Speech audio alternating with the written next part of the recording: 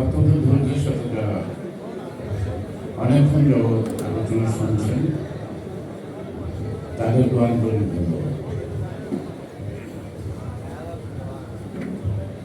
আজকে বর্ষপূর্তি সেই উপলক্ষে অনুষ্ঠান আমরা প্রথম তাদেরকে আবার এক বছরের মাথায় স্মরণ করছি। যারা স্মরণ করছি তাদের মধ্যে যারা শহীদ তাদের আত্মের মাফেরত কামনা করি। এই প্রতিশ্রুতি অনুযায়ী তাদের রক্ত আল্লাহ বেঁচে যারা গুম হয়েছেন অপেক্ষায় আছেন কবে খবর জানে না। যারা বন্ধুত্ব বরণ করেছেন তাদের প্রতি সমবেদনা জানায়।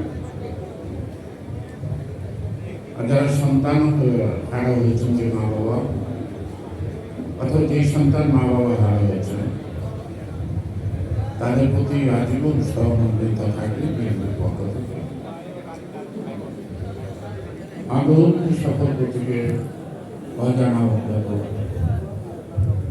লক্ষ জনতার এই লড়াই যারা সামিল হয়েছে তাদেরকে বিপ্লবী সালাম জানাই। আমি অনেক সময় শুনতেছিলাম সবার কথাই স্কুলে দেখছেন আমি মেনে ঘুমিয়ে পড়েছি। আসলে ঘুম নেই কারণ যে কথা বলা হয়েছে তারপর কথা থাকে না। আবার যারা যা বলেছেন তাদের অবস্থান থেকে আমি